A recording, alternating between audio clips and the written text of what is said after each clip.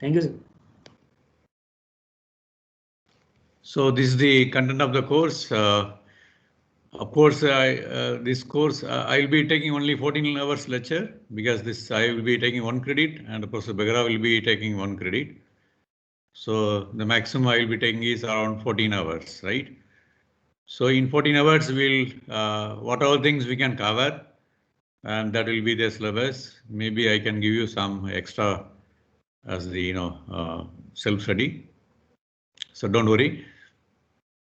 So to start with, I'll be starting the modified yarns for functional purpose.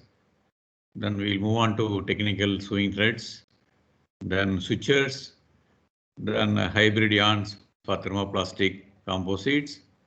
Then we'll go to novelty or fancy yarns. If time permits, we can go to the electroconductive yarns and then shape memory yarns, right? Let us see how far we can go. Coming to the books and references, I'll be uploading the PPT of lecture classes so that you can take it as a reference. Apart from that, there is a book called Technical Textile Yarns, and this is available.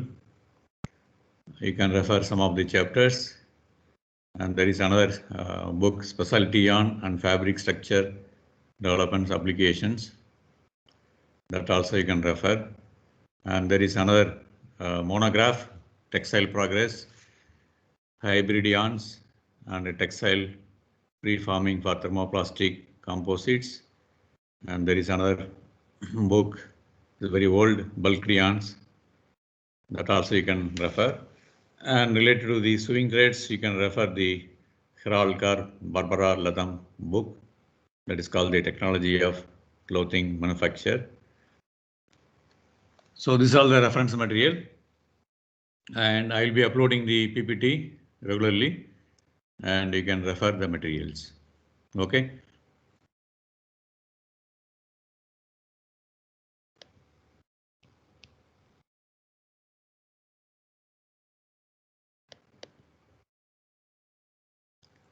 Coming to the very first chapter, there we are going to see the how we are modifying the existing staple fiber yarn and try to alter the bulkiness of the yarn, and from there the fabric properties may change, and which may be suitable for certain functional applications.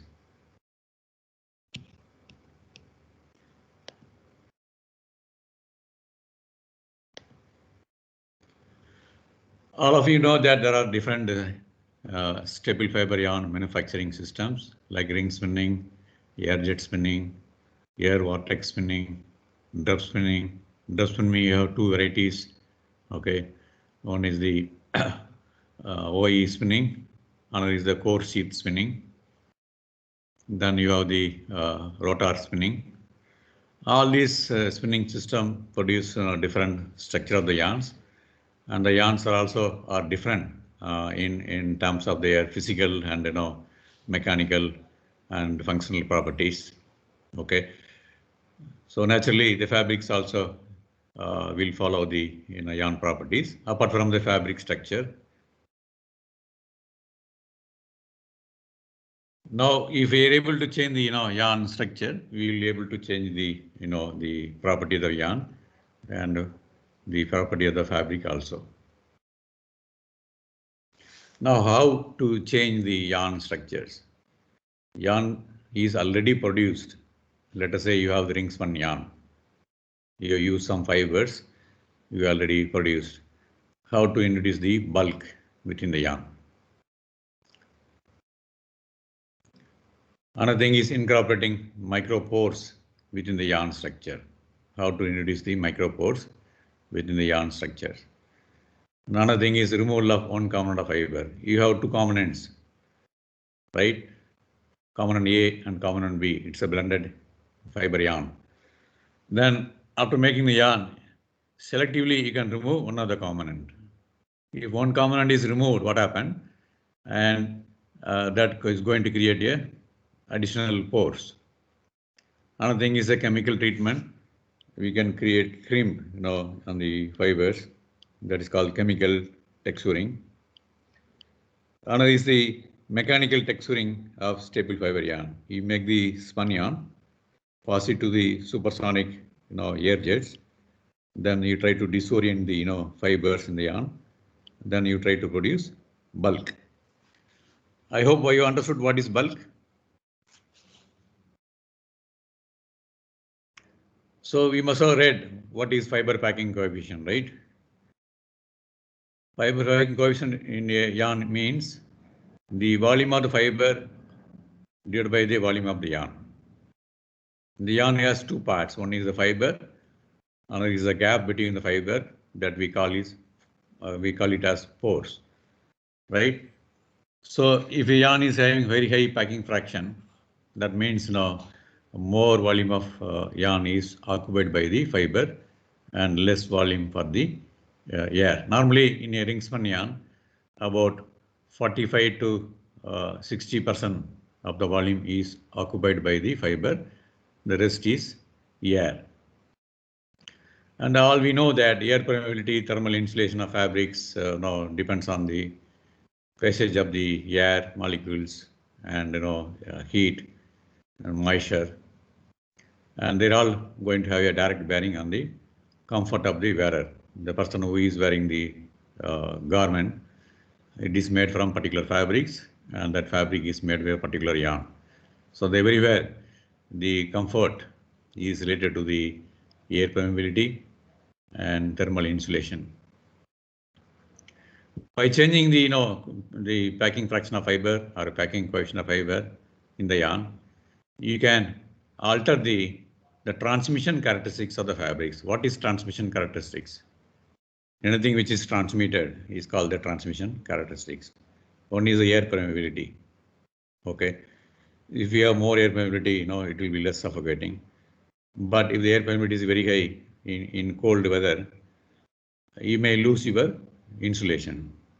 Okay, then water vapor transmission rate. So you are highly clothed, then you are doing very high exercise. Then what happens? The body will generate more heat in order to cool the body. The body metabolism is so peculiar that it will try to segregate moisture. We call it as sweat. And when the sweat is transported and it evaporates, okay, the latent heat of evaporation will cool the body. So this is your metabolic mechanism of the human body. And another thing is the dry thermal conductivity. That is basically the dry heat transfer. Thermal resistance basically, electrical resistance. Okay, in electrical resistance, how they offer resistance for the electrons to move. In the case of thermal resistance, how the heat is prevented in moving from one side to another side.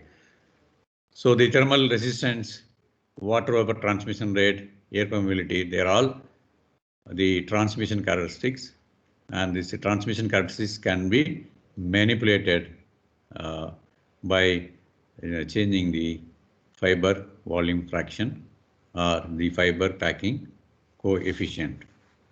Am I audible? Yes, sir. Yes, sir. Yeah. If you're not audible, please inform me. Otherwise, I don't know, because in your offline lecture, I know by seeing your face. Okay, here it's very difficult, right? So when you try to bulk the yarn, what happens? You are going to produce the yarn with more bulk. That means it has more percentage of air, or you are increasing the percentage of air and reducing the percentage of fibers, right? And the bulk yarn fabric, the fabrics made from bulk yarn are very light and they show very good thermal insulation, and they may have fuller and agreeable handle. And also they are lighter. Lighter in the sense for a given volume of the fabric, okay, and they are lighter because it is bulkier. That means lower weight, okay. And when you go for lower weight means you can use less number of fibers. Less number of fibers means less consumption of raw materials, and it's give economical scale. So the process and product will be more economical because you are consuming less raw material. With less raw material, what you are doing is you are trying to space out the fibers. You are trying to create a more volume, right? Another thing is fuller. For a given mass of the fabrics, if the fabric is constructed with a yarn which is very bulkier, then what you end up is the fabrics will be thicker, right? For a given mass of fabrics, if you use bulky yarn, the fabrics will be thicker and they can entrap more air, provide more thermal insulation, which is essential for cold weather clothing. We don't need insulation in summer, right?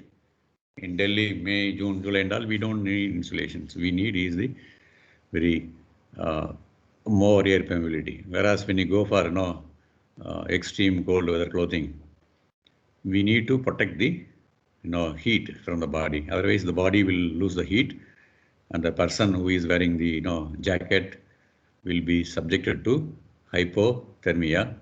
Okay, and if it is a prolonged exposure, the person may die also. And we all know that wool is a natural fiber, and the woolen yarn are bulkier than cotton and flax due to the presence of crimp in the wool fibers. So when your fiber is very circular, it's easy to pack them. Then you will have more packing fraction. When the fiber is crimped, it's like a wavy form. It is very difficult to tightly pack the yarn. So naturally the yarn will be bulkier and the fabric will be bulkier. The crimp which is on the woolen fiber may be lost during spinning operations, but the beauty is that they develop again in hot water, hot wet processes such as dyeing, heat setting, steaming and all. So temporarily the crimp may be lost, okay, but once you go for the fabric stage, fabric finishing, we'll be doing dyeing, other hot processes, and then again the crimp will redevelop. So the bulkiness of the fabric is preserved. If you go for very low wool blend, okay, that is wool is very wool percentage is very low. Let us say polyester wool, okay, the wool is having low percentage and the polyester is having high percentage. So it may give desired handle and luxurious look to the finished product. But at the same time, what happened? If it's open structure, that means it is highly bulked. And then what happened when you wear the, for example, sweater? Most of you seen, okay? After some time, the sweater you see on the surface of the sweater, you find a lot of balls. The protruding fibers try to roll, okay, and it give unsightly appearance. You find a lot of fiber which is appearing like a balls, which is not good, okay.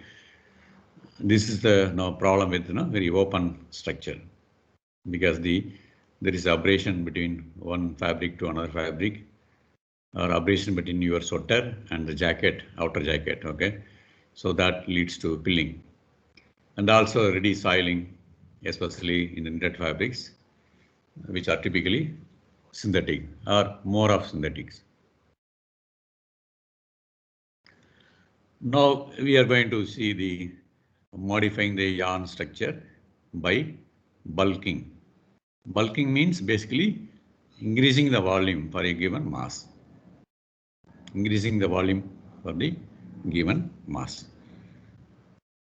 Or you can say in another way, increasing the percentage of pores, or decreasing the percentage of fiber volume. So the volume of yarn, when you look at all of you studied the yarn 1 yarn 2 lecture course. So the volume of the yarn is influenced by its constituent fibers. Like wool fiber, has more cream, okay, it generates more volume. When you take cotton, that also generates more volume, but not like wool, because cotton is having convolutions, okay. And how many number of fibers are there? What is the size of the fiber? Size of fiber means the diameter of the fiber or thickness of the fiber. What is the cross-sectional shape of the fibers? You see the cotton is not circular. It is like a bean shaped. So any fiber which is not circular, which is deviating from circularity, it is very difficult to pack them. Okay, they end up in having more volume for a given mass. And similarly, length of the fiber also affect the migration of the fiber, and to that extent, it is going to affect your how closely they are packed, or you can say the bulkiness of the yarn. And yarn twist also important factor. When you give more twist, the yarn will be compact, yarn will be generating less bulkiness. So the principal factor in yarn bulkiness is the geometrical shape and arrangement of the fibers in the yarn.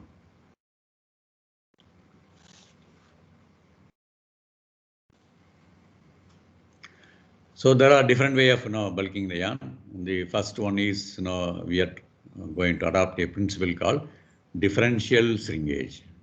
So that means you have two component of fiber. One component of fiber can shrink more than the other. So you have to make the yarn with the two components, right? Component one is having zero shrinkage or maybe shrinking less under heat. Another component, an application of heat or temperature or steam or boiling water, they will shrink more. So we call these the differential shrinkage. To get the optimum, obtain the desired bulking effect, the shrinking power of the fiber involved should not be less than 20%.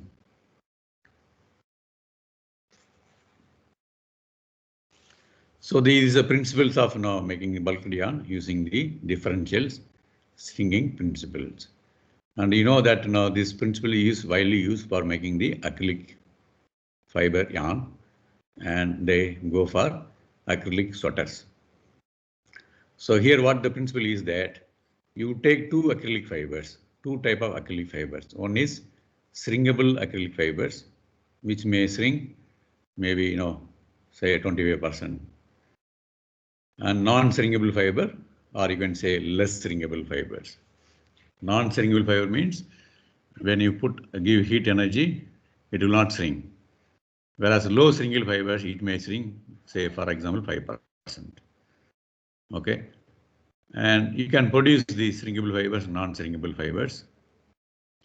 So you take this shrinkable fiber and non-shrinkable fibers in a particular ratio, 50%, 40%, 60%, 60%, 40%. Okay, then you mix it, right? Then it goes through the conventional process like blow room card, then finally spinning, right? Then you make the yarn.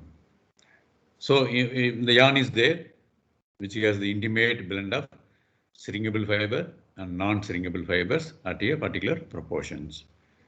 Then when you take the yarn and bind it into a hang form, then dip it in a hot water for certain minutes. Now what happened? The shrinkable fiber, which is thin, which is thrown as a thin line, okay? So they shrink. Now what happened? All the fibers are together, okay, in the yarn, and there is a lot of frictional contact between the shrinkable fibers, non-shrinkable fibers, because they are intimately mixed. Now when apply the heat energy, what happens? The shrinkable fibers will shrink. In the process of shrinking, what happened? They are in contact with the number of non-shrinkable fibers. Non-shrinkable fibers, what happens? It will try to buckle.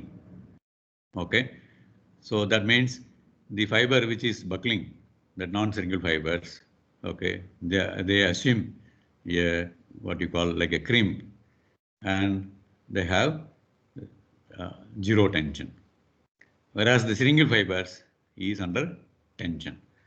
So naturally what happened, the stringable fiber will try to move towards the core of the yarn and pushing the non-stringable fibers which are under low tension or zero tension, and they try to push this fiber towards the surface. So the stringable fiber component try to migrate to the core. In the process, they push the non-stringable fibers towards the surface. Now what happened? The yarn will be bulked because fibers are a certain amount of fiber, that is a non-stringable fibers. They are not straight. They are assuming a kinked configurations. So the yarn will be bulkier. So this is the stringable fiber is a thinner line, non-stringable fiber thicker line. So in the first what they are doing is they are blended intimately in the pre-spinning stage, that is before the blow room operations. Then they are mixed uniformly, right? Then we are applying a heat that provokes contraction of the stringable component in the yarn, which migrates to the center of the yarn.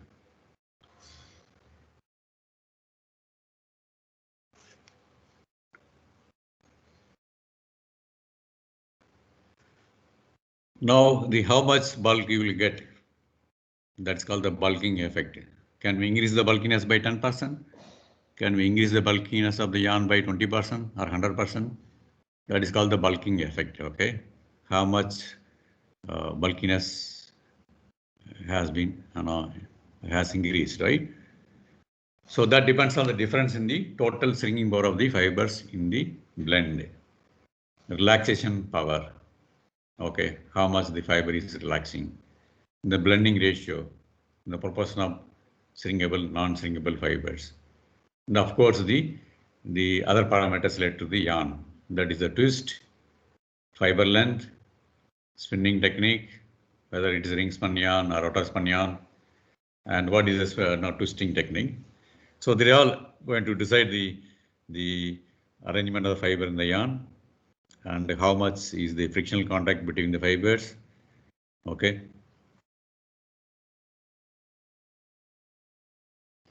So what is the optimum percentage of stringable fibers?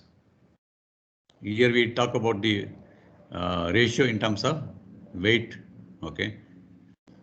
Usually 40 to 50% of stringable fibers are blended with 50 to 60% of the non-stringable fiber to get the best compromise between bulk. See, the basic objective of this is to increase the bulk, right? So we may be increasing the bulk of the yarn, but at the same time we have to see what is the properties. Like when you make a fabric, and after making the fabrics, you are making a garment. And the garment goes for so many washing cycles. Okay, initially the fit is okay. Then after the fourth wash, fifth wash, what happened? The garment shrink, right? And what about the strength of the garment? Okay, so these are the other parameters. One side we are looking at the bulk. In the process of introducing bulk or improving the bulk, there may be other problems like shrinkage, strength of the garment, okay, all these things. So it has been found that the bulkiness increases with increasing content of stringable fibers up to 40 to 50%. So when you try to increase the stringable fiber component beyond 50%, there will not be much improvement. There will not be much improvement, right? In fact, when you try to increase the stringable component beyond 50%, the bulkiness effect may come down. That we'll discuss later. And in the case of finer fibers, we can use stringable fibers, finer fibers like 2 denier to 6 denier. This is generally used in acrylic yarn production. And up to 40%, you will find improvement in the bulkiness. Whereas when you go for the coarser fibers, like 16 to 10 fibers, you can go up to 50% of the stringable fibers.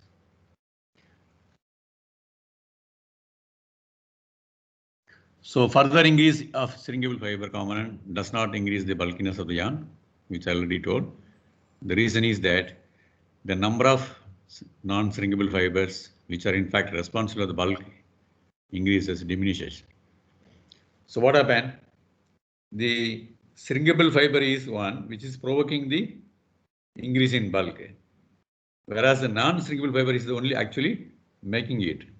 So the shrinkable fiber is triggering the sense, no, they are shrinking and they are in contact with the non-shrinkable fibers. And who is creating the bulk? The non-shrinkable fibers, assuming the cream configuration, they are the one going to generate the bulk. So there is optimum percentage of shrinkable fibers.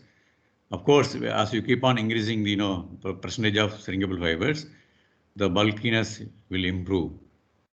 But beyond certain values like 40% or 50%, now what happened? There is a shortage of non-shrinkable fibers, which are the one responsible for creating the crimp and in the process the bulkiness. So there is an optimum percentage of shrinkable fibers. When you use the previous one, okay, when you go to the last paragraph, when you use the finer fiber shrinkable fibers, that means they are more in numbers for a given mass of fiber. If you use finer fibers, they are more in numbers. So more shrinkable fibers are shrinking, and they are in contact with the more number of non-shrinkable fibers. So the bulkiness will improve. So beyond 40%, and then afterwards there will not be any improvement. Whereas when you go for a coarser fibers, like 16 to 10 fibers, even if you increase up to 50% of shrinkable fibers, you can increase the bulk because they are less in numbers, so they need more number. So it is not only the percentage of the shrinkable fibers, it is the percentage of non-shrinkable fibers. Because non-shrinkable fiber is the only one, assuming the the cream, and in the process they are generating the bulk.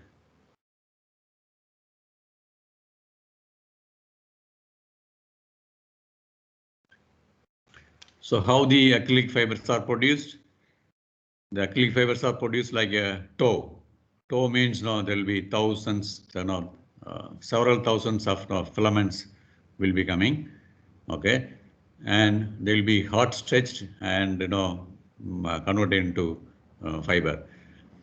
So the amount of heat and how much they are stretching depends on that. You will be able to get fibers of different shrinking potential. Nowadays, there are people are producing with polyester fiber also by incorporating some additives. They are also producing polyester fiber with a different amount of shrinkage. Okay.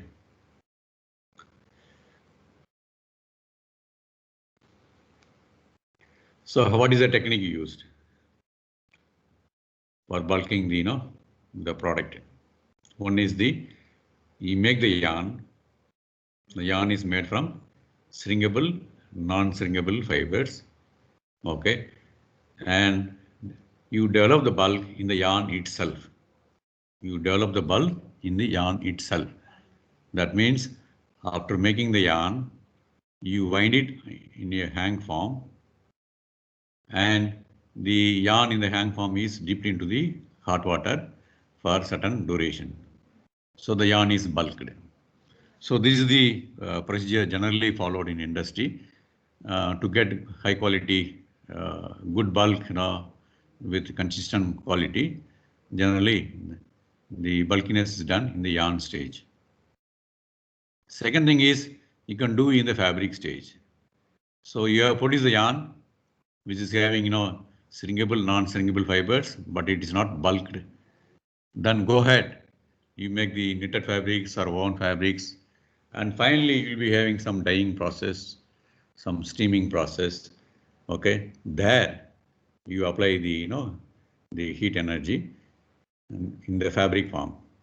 Now what happened? The shrinkable fibers in the fabric will shrink. In the process, non-shrinkable fibers are forced to form crimps. So the bulkiness is developed in the yarn in the fabric. Third process is the piece goods. Okay, so you go up to the piece goods, and the piece goods are dyed. Okay, and during dyeing you are employing a lot of heat, and the bulkiness is developed. These are different stages through which you can impart bulkiness either to the yarn. Everywhere you are giving bulkiness to the yarn, but whether you are doing it in the yarn stage, or you are doing in the fabric stage, or you are doing in your piece goods. So as I already told, technically the most exacting technique is the bulking the yarn in the hang form. Okay, and from the quality point of view. But the other two techniques, bulking in the fabric form or bulking in the piece good form, is economically, more economical. But it has been found that they are not good in creating, good quality of, bulking. So there are some middle level product like full fashion knitting machines, exclusively they need certain product. Okay, like ladies jerseys, even in socks there are knitting machine directly you make the socks. Okay, and the socks is subject to dyeing or some other heat processing, right? And there you develop the bulk.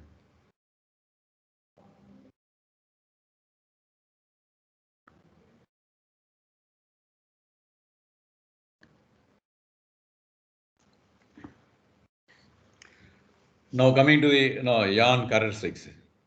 Yarn characteristics means the bulked yarn characteristics. Okay.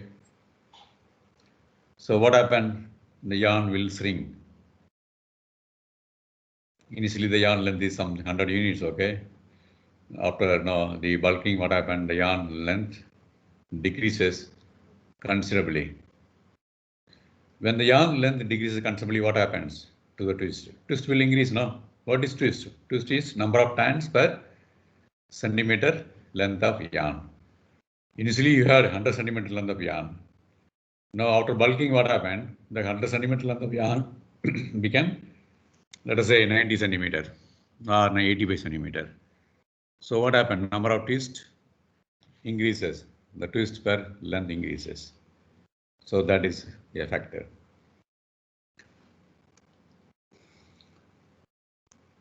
So this is basically, there is a higher inner fiber friction force between the fibers at high twist level, because the twist is increasing after bulking, which try to increase the interfiber and contact force. That is basically interfiber frictional force. So that is responsible. Okay, and the bulkiness also, the bulking treatment also increases the diameter of the yarn as well as the specific volume of the yarn significantly.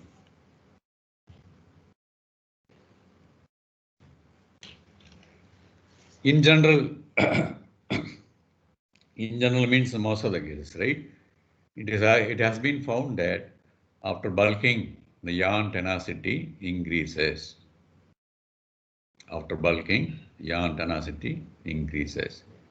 This is applicable for the yarn made from intimate blend of shrinkable and non-shrinkable fibers. The reason is that the effective twist per unit length increases because the yarn length decreases, right?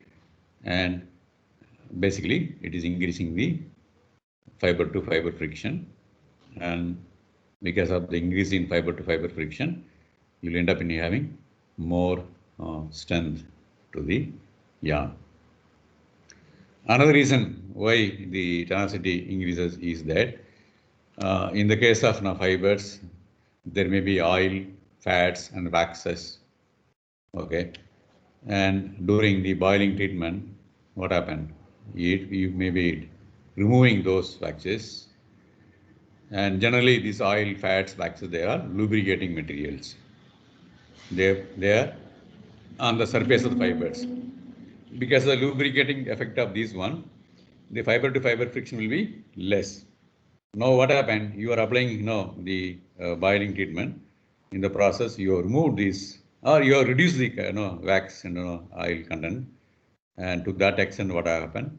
The lubricating effect of the surface of the fiber is brought down. To that extent, the fiber to fiber friction or interfiber friction force increases. So that is the reason. So the increase in yarn tenacity may be due to two factors. One is the increase in the effective yarn twist per length, and another thing is the removing the wax and oil and other material, lubricating materials. Then coming to the breaking extension, the breaking extension of yarn after bulking increases tremendously. What happened? You see, initially fibers are more or less straight. Now what happened? There are some fibers, nearly 40 to 60% of fibers, they are not in a straight configuration. They are in a looped, crimped, kinked configurations. So when you apply tension on the yarn, what happened? The load you are applying is utilized to straighten those crimped fibers. So that is the reason why the breaking extension of yarn increases tremendously after bulking.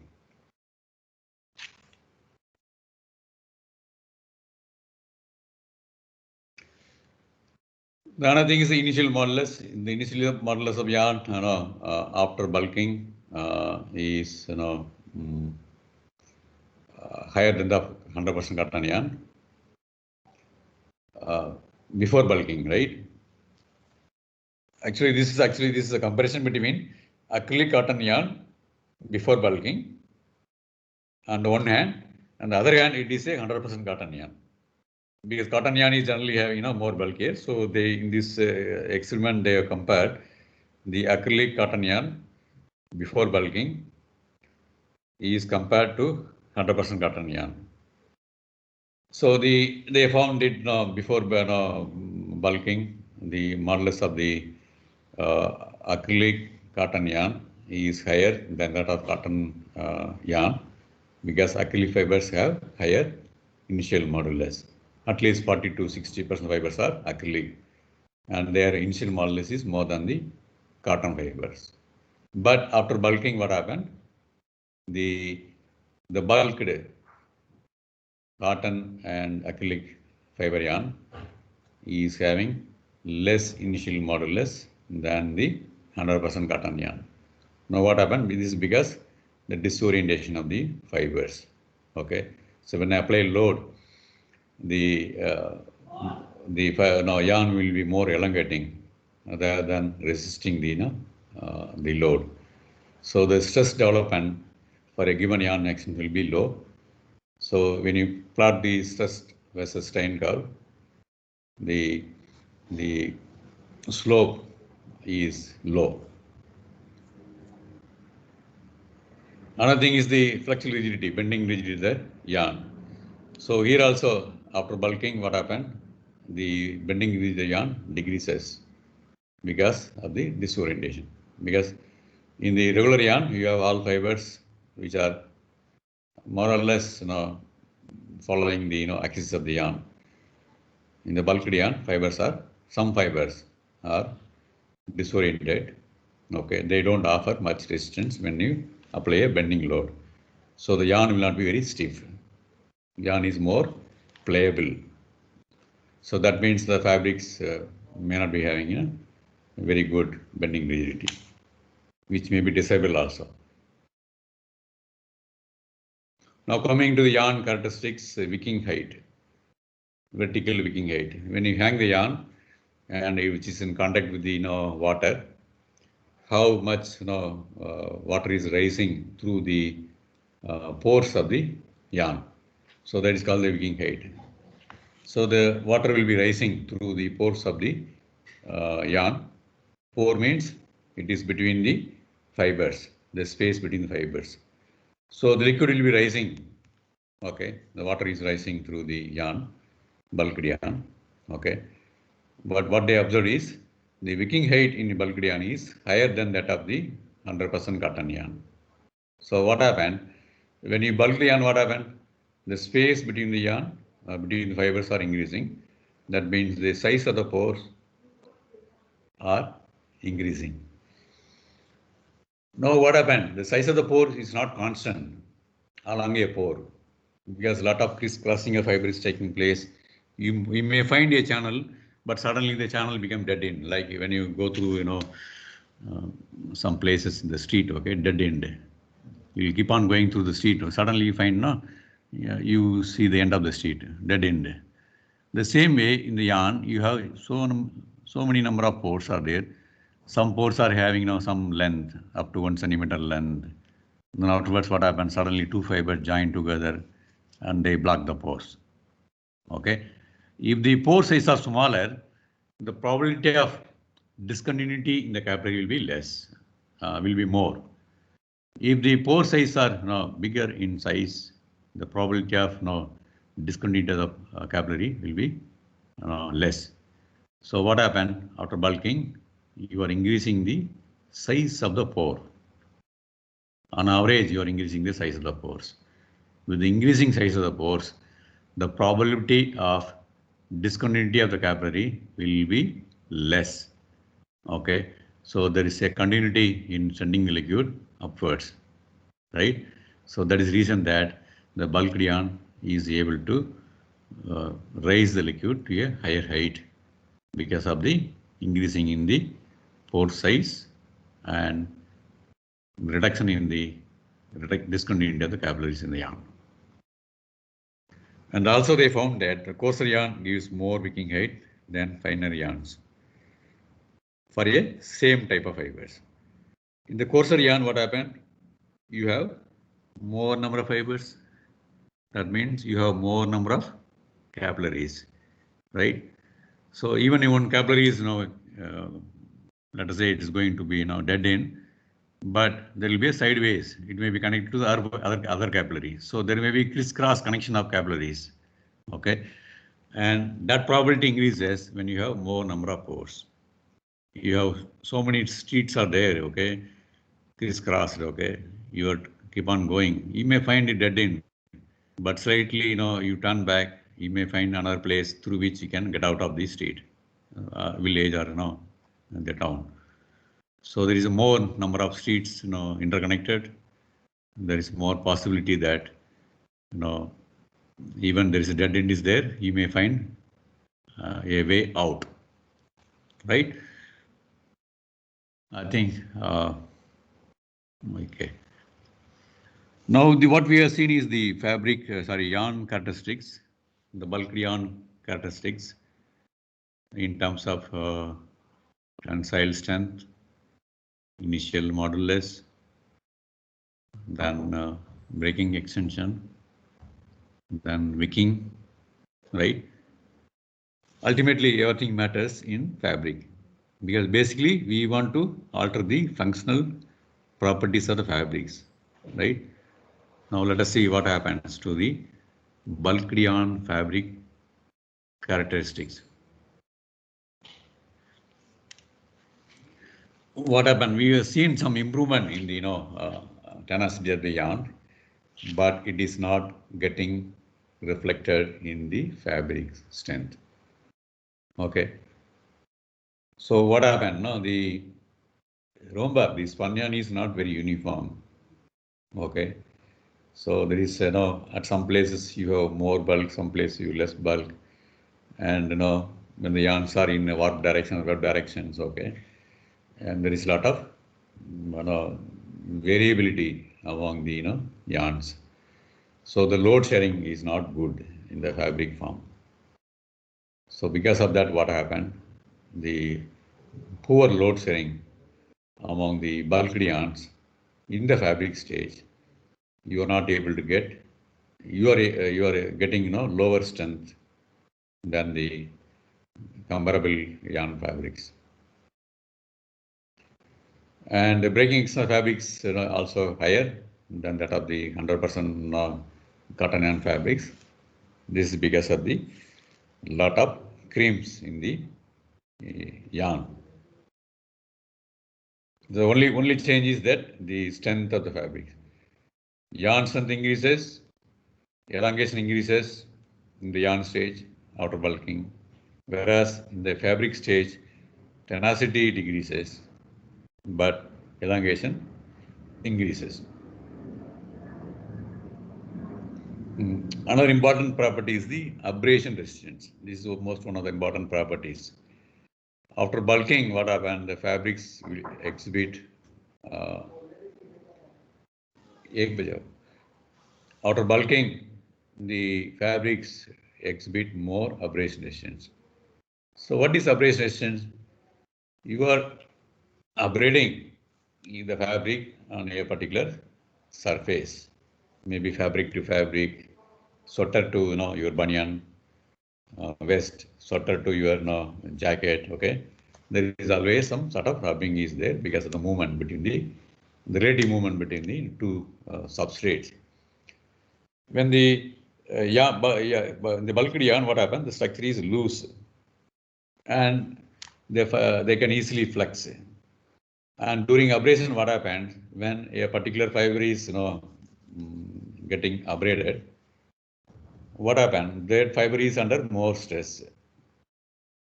Now here, what happened? There is a lot of gap among the fibers. A fiber which is being abraded, which is under tension, a set of tension like compressive stress, bending stress, tensile stress, okay, a combination of stress.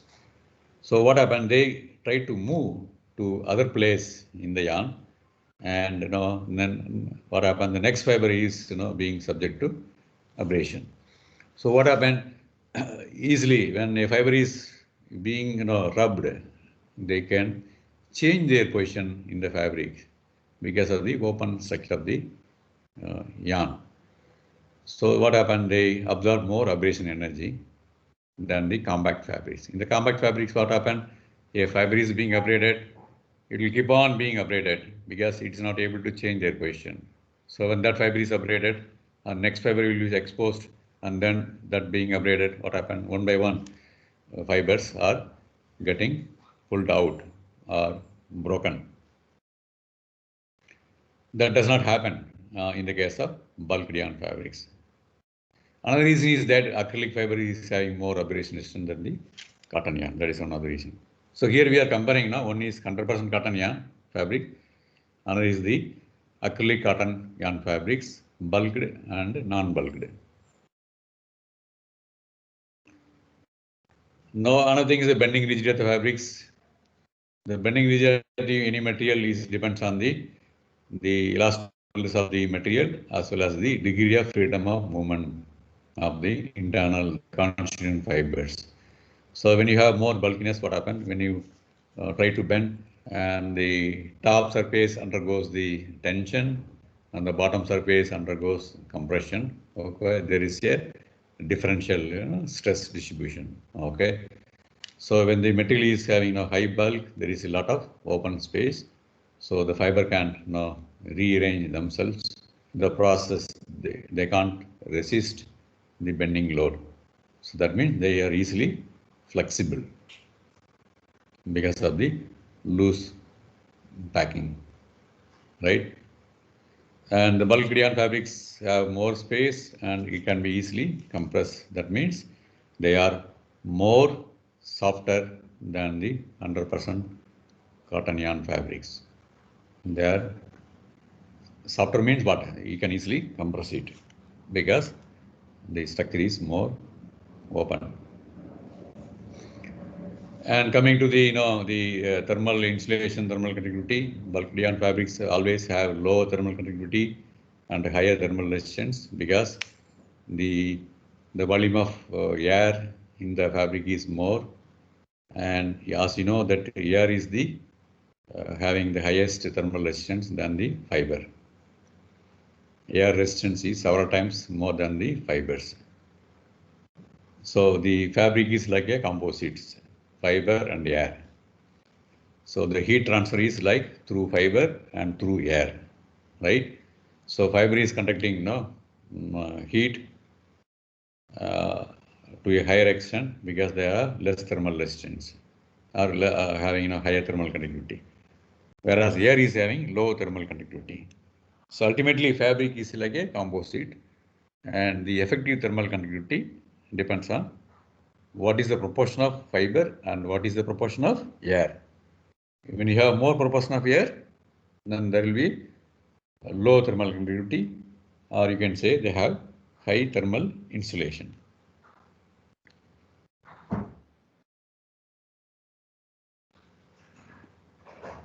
Now this moisture vapor transport, you have to see the difference in size of the molecules. Water molecules is H2O. Okay, there are two hydrogen bonds attached to the center in a oxygen. They are not in a straight like they are in a triangle configurations. And when you see the air has molecule O2 molecules and nitrogen and CO2. Air is basically CO2, nitrogen, oxygen, and moisture, that is a H2O molecules. Among all these molecules, 4 molecules, H2O molecules, O2, and nitrogen, and CO2, the water vapor molecule is the smallest in size. So when you compare the moisture with respect to the air molecules like a small fighter, whereas the moisture water vapor molecules are like a children. So they are less in size. Okay. So these there will be always difficulty for the air to pass through the fabrics, but it will be less difficult for the moisture vapor to pass through the fabrics. Because imagine the fabric is having a number of fibers. Okay, they are very tortuous, right? So the moisture is moving by because of the natural vibrations. So it's like imagine like moisture is like a ball. Ball is hitting, it is moving. It is always vibrating, and it's small in size. Because of small in size, they can sneak to the through the passage of the passage in the fabrics. So this moisture vapor transmission is an important factor, especially in the case of the jacket we use in the cold weather clothing.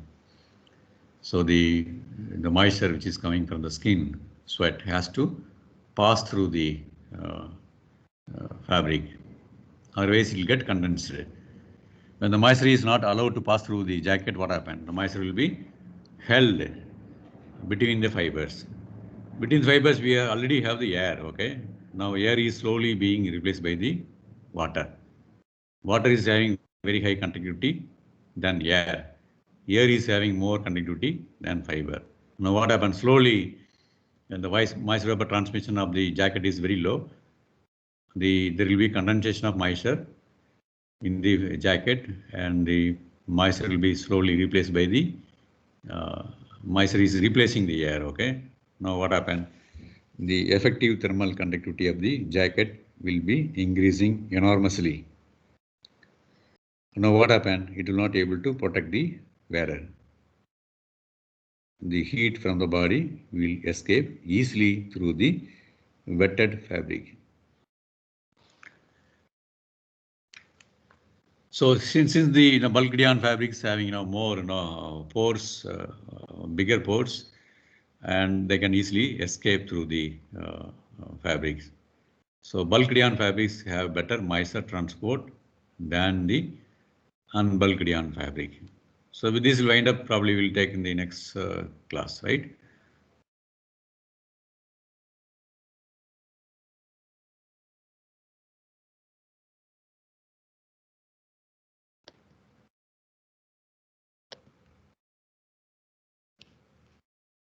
Okay, see you. All the best.